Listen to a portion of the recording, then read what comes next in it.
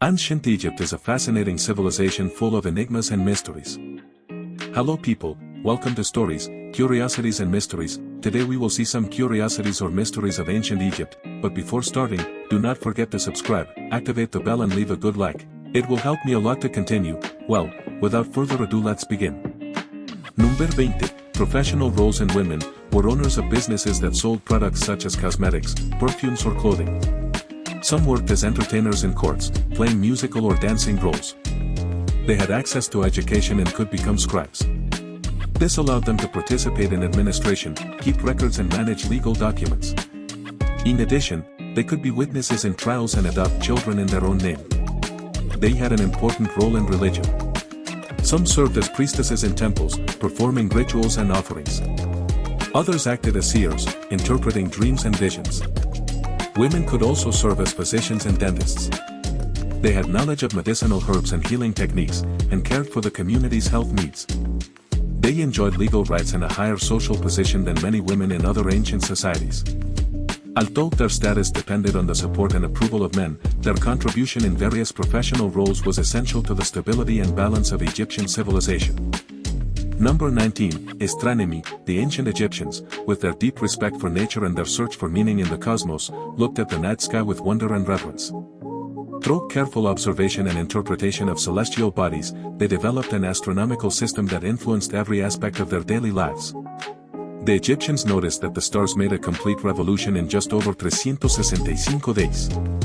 This solar cycle was in keeping with the seasons, and by 2500 BC, they were already using a calendar based on this cycle. Their civil year consisted of 12 months of 30 days, plus 5 epagomenal days. Although they were about un cuarto of a day apart from the solar year, they did not use leap years. Instead, every 120 years they moved forward a month so that, after 1456 years, the civil and astronomical years would coincide again. The Nile, source of life and fertility, began to flood when the star Sirius, called Sepideh by the Egyptians, became visible again shortly before sunrise.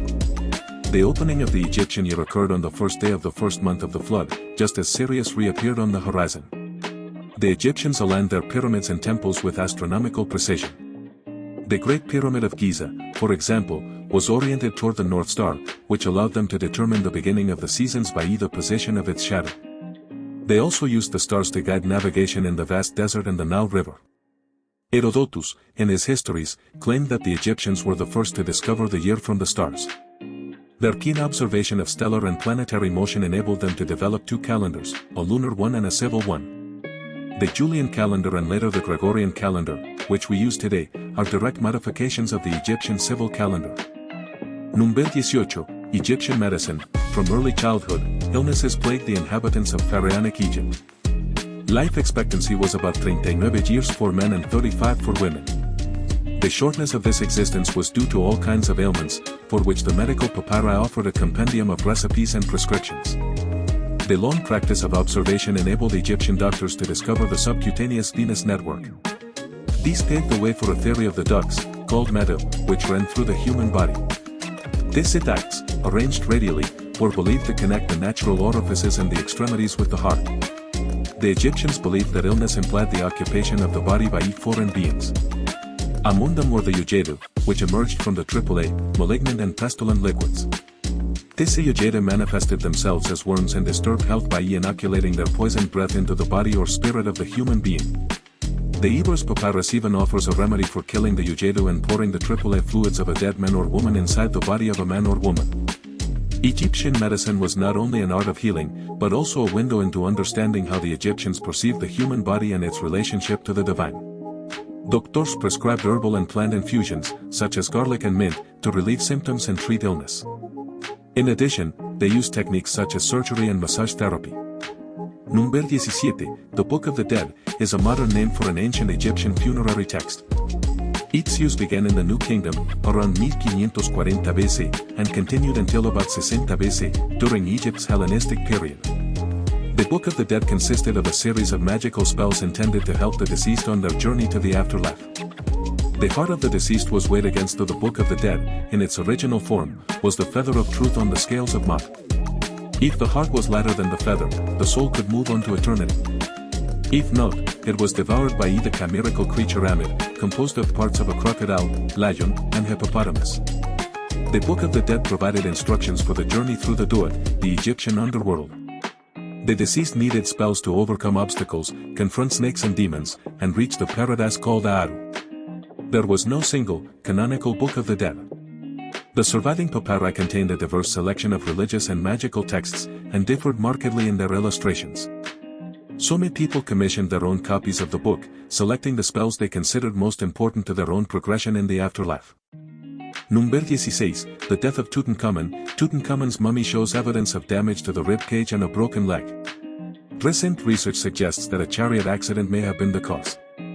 Car crash simulations indicate that a speeding chariot could have struck the young pharaoh while he was on his knees. Egyptian pharaohs often engaged in activities such as hunting or battle while riding in chariots. The damage to his chest could have been caused by a kick from a horse, as these animals pulled the royal chariots. Or perhaps Tutankhamun was hunting on foot in a swamp when a hippopotamus, an aggressive and extinct creature in Egypt, attacked him. In his tomb, a large amount of resins and oils were found poured over Tutankhamun's mummy to prepare him for eternity. These inflammable materials could have somehow caught fire after the mummy was placed into several sealed coffins. Number 15, the demise of Nefertiti, whose name means the beautiful one has come, was an Egyptian queen and wife of Pharaoh Akhenaten, formerly known as Amenhotep IV, during the 18th dynasty in the 14th century BC. Her regal beauty, political influence, and involvement in the religious revolution of her day make her a fascinating and enigmatic figure in Egyptian history. During their reign, she and Akhenaten implemented a radical artistic and religious style that emphasized the worship of the sun disk, Aten, as the supreme deity. One of the biggest mysteries about Nefertiti is her origin. We still don't know for sure where she came from. So many theories suggest that she was born in Egypt and came from a noble family. Her father might have been a high official in the court of Amenhotep III, and she may have grown up in a royal environment. This is supported by the fact that Nefertiti married Pharaoh Akhenaten, which would be unlikely if she were not of noble birth. In addition, artistic depictions show her wearing an elegant headdress, a symbol of nobility. Another theory suggests that Nefertiti was a foreign princess married into the royal family. Some scholars believe she might have come from Mitanni, a kingdom in modern-day Syria, or from the Hittite Empire in Anatolia. It is also possible that her marriage to Akhenaten was a political alliance between Egypt and a foreign power, which was common in ancient times. A third theory posits that Nefertiti was not of noble blood, but came from a common family. After the 12th year of Akhenaten's reign, Nefertiti disappeared from historical records. She was never mentioned again in any documents, as if she had ceased to exist. Statues and monuments depicting her might have been created by loyalists who wished to keep her memory alive. One of the most debated theories is that she assumed a new identity as Neferuaten and ruled alongside her husband as co-regent.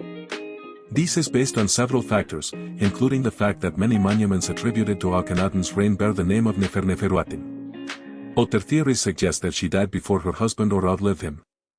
Some may even claim that she committed suicide after the death of her daughter. Number 14, the cult of cats. Her presence was so significant that several Egyptian gods took her form.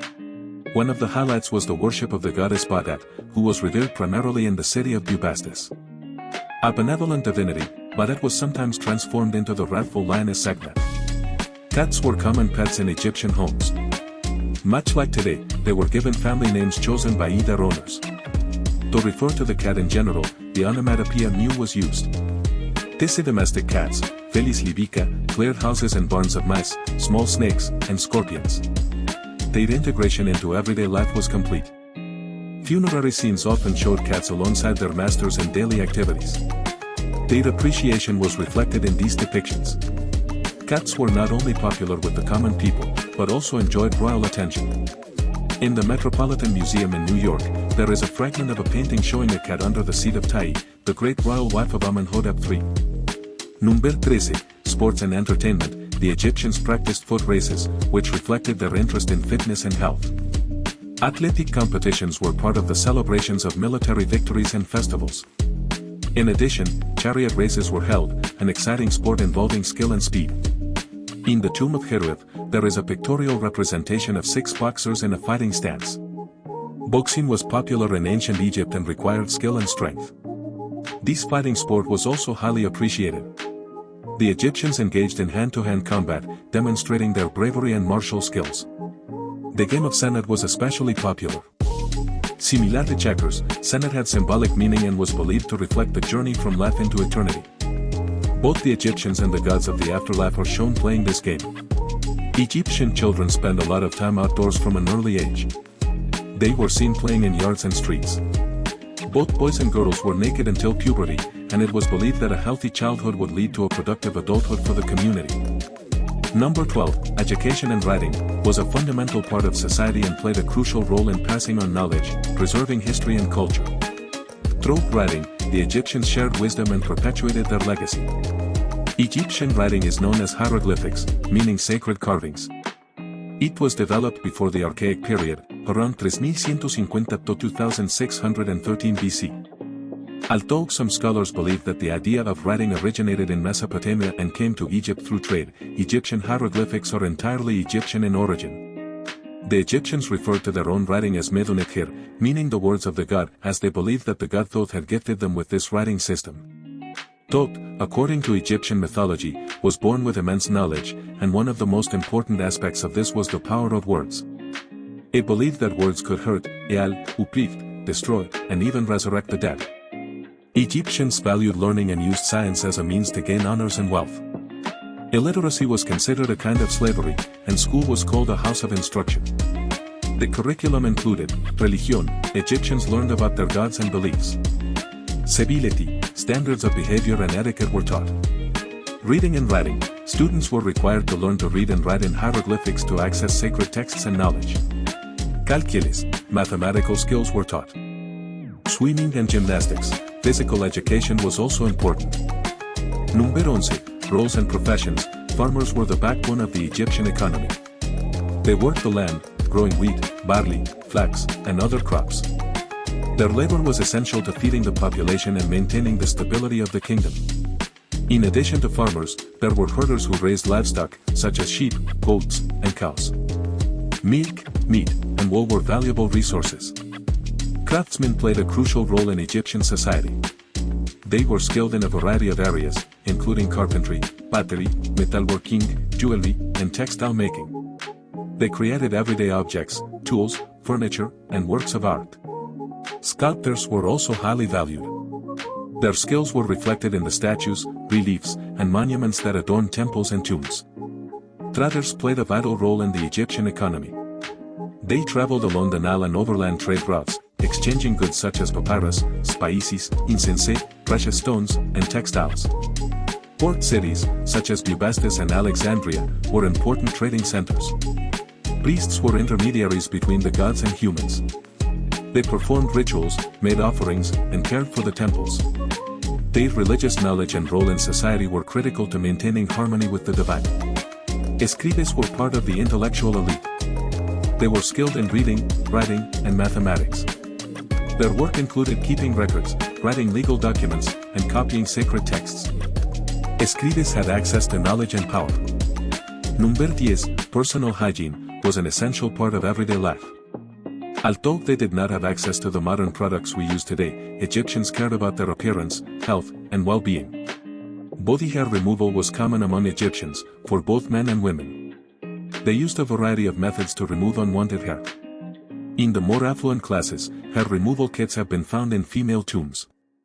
These kits included metal tweezers, knives, razors, and whetstones. Hair removal was not only for aesthetic purposes, but also for practical purposes. It helped prevent infestations of insects and parasites, such as lice and other pesky bugs. Given Egypt's hot, arid climate, staying clean was essential to maintaining health. Dust and heat required constant hygiene. Egyptians paid special attention to their appearance and beauty. Funerary goods often included a veritable arsenal of cosmetic products. In addition to basic hygiene, some medical papyri, such as the Ebers papyrus, provided recipes for smelling good and keeping the skin moisturized. Number 9, Egyptian clothing, was a combination of tradition, functionality, and elegance. Although the hot climate and the various work activities under the sun influenced the choice of clothing, the Egyptians also cared about their appearance and style. Wheat linen was the most commonly used material for making clothing. From the simplest to the most elaborate, linen offered comfort and coolness in the scorching desert climate. Wool was also used, especially for making coats and hunting gear. During the Hellenistic period, silk and cotton began to gain popularity in Egyptian clothing. In the Old Kingdom, men wore shandy, skirts that were belted at the hip and pleated in the front. During the Middle Period, these skirts became slightly longer below the knees. Toward the end of the Hellenistic dynasties, lightweight tunics with sleeves came to be worn. Initially, women wore long, high-waisted dresses with two shoulder straps, which revealed the breasts.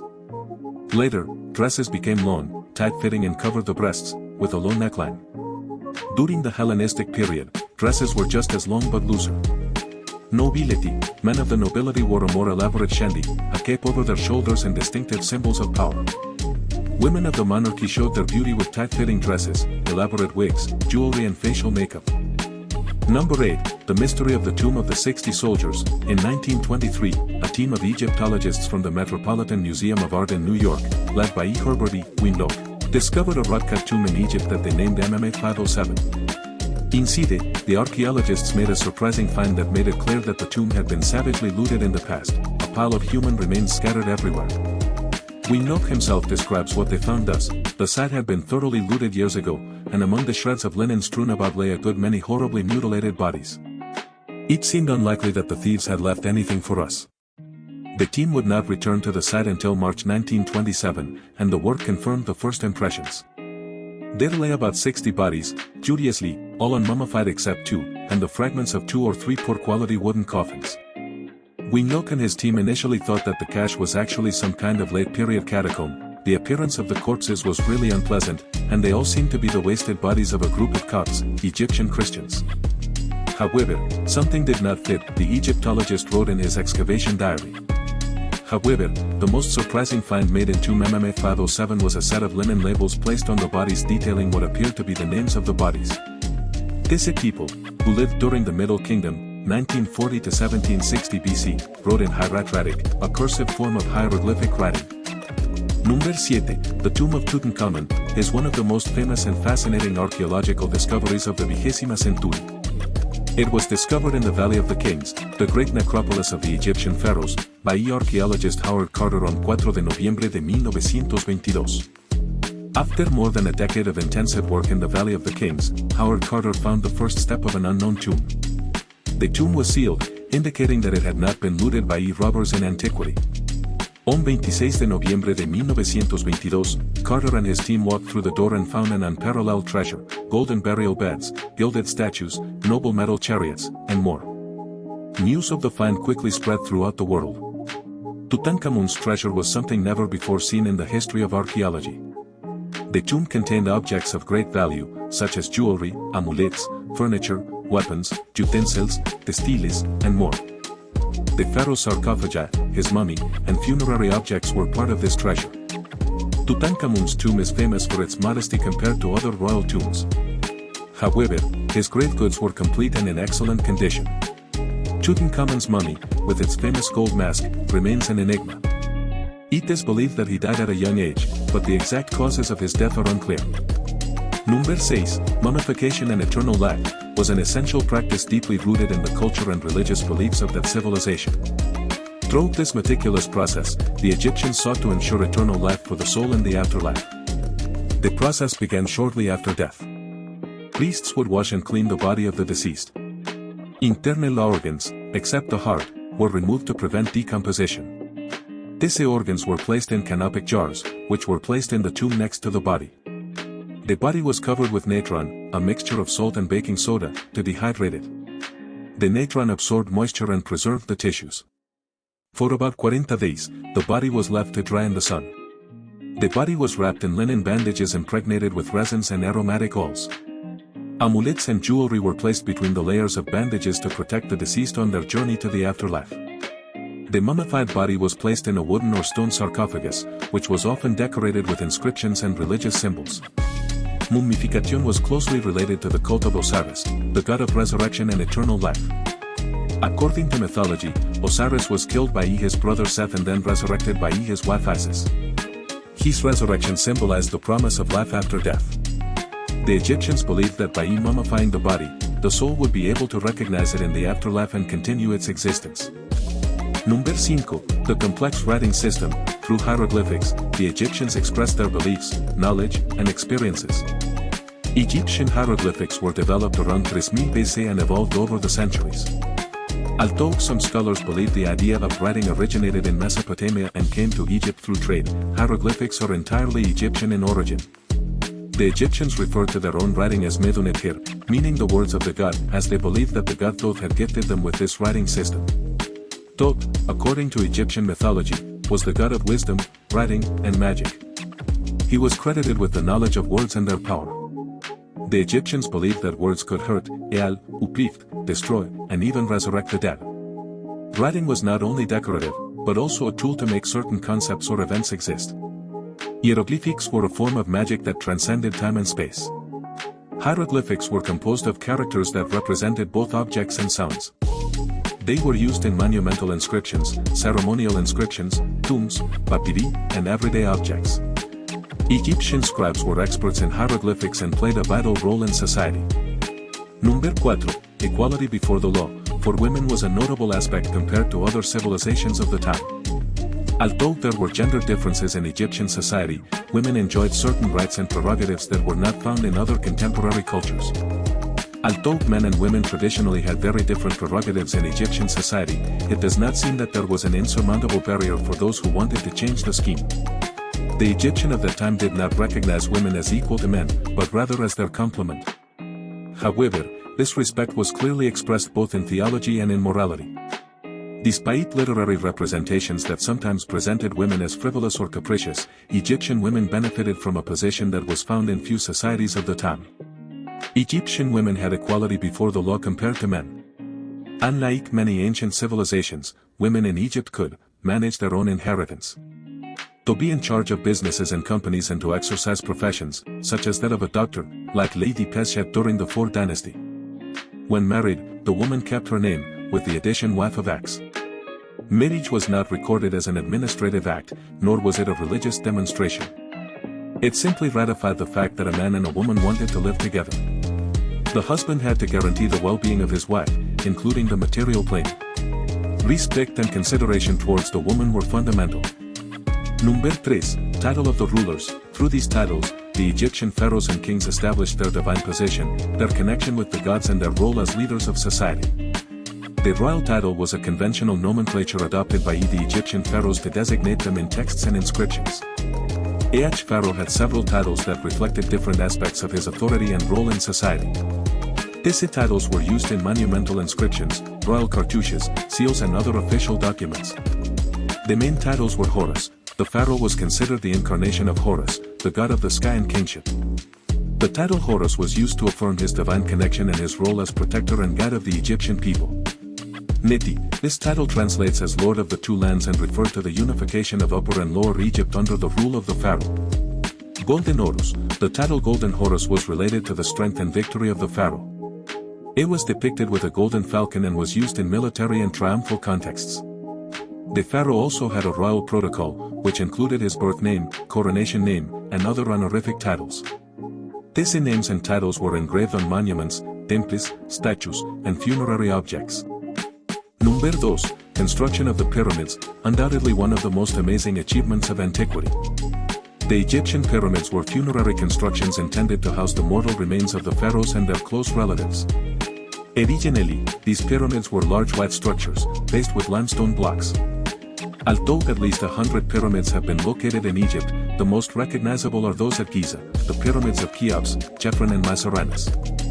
These majestic constructions are located just outside the capital of modern Egypt, Cairo. The construction of the pyramids has been the subject of debate and speculation throughout history. Although there is no definitive theory, several hypotheses have been proposed. For a long time, it was believed that the pyramids were built using slave labor. However, this theory has been discredited. The workers involved in the construction were mainly peasants and artisans who worked in rotating shifts. The most widely accepted theory is that access ramps were used to transport the massive stone blocks. It is estimated that it took over 2 million stone blocks and over 100,000 men to build a single pyramid. The builders were experts at their craft and worked in extreme conditions. Despite the challenges, they managed to erect these impressive structures that have endured throughout history. Some claim that the technology and know-how required to build the pyramids was not available in ancient times. The belief in extraterrestrial intervention in the construction of the pyramids is based on the ancient astronaut hypothesis. According to this theory, human beings are descendants or direct creations of extraterrestrial beings who visited Earth thousands of years ago. Number 1, Cleopatra and her beauty. The idea that Cleopatra 769–30 BC, the famous last queen of ancient Egypt, owed her powerful position to her beauty persists in the popular imagination. However, the reality is more complex and less romantic than is often portrayed. Throughout history, Cleopatra has been depicted as an exceptionally beautiful woman, capable of seducing both Julius Caesar and Mark Antony. Historical and literary sources provide a more nuanced view of Cleopatra's beauty. Pliny the Elder stated that Cleopatra was a woman of outstanding beauty and that even in her mourning for Mark Antony, she was still stunning. Plutarch, in his work Parallel Lives, compares Cleopatra to Octavia, the sister of Octavian, later Augustus, and wife of Mark Antony. Plutarch suggests that Octavia was no less beautiful than Cleopatra. Cassius also mentions Cleopatra's beauty, but his description is less passionate than Pliny's. According to Ashton's findings in her research, Cleopatra's beauty seems to be quite different from what we have believed for centuries. The reality is that there are very few historical references about her face, and there are even no clear testimonies from her contemporaries that refer to her beauty. There are only a few comments such as that of Cicero, who dared to say that if Cleopatra's nose had been a little smaller, she would have conquered the world. The fact is that the Egyptologist came close to a fairly accurate definition of what Cleopatra looked like physically. She described her as a woman 1.52 meters tall, with markedly dark skin and slightly overweight. These would throw out the window the white and lanky image that the movies have sold us. For its part, Cleopatra's true face seems to have had, in fact, a large nose. It is also estimated that she had very thin lips and a prominent and pointed jaw. And these are just some curiosities or mysteries of ancient Egypt. Don't forget to subscribe and leave a like. Until next time.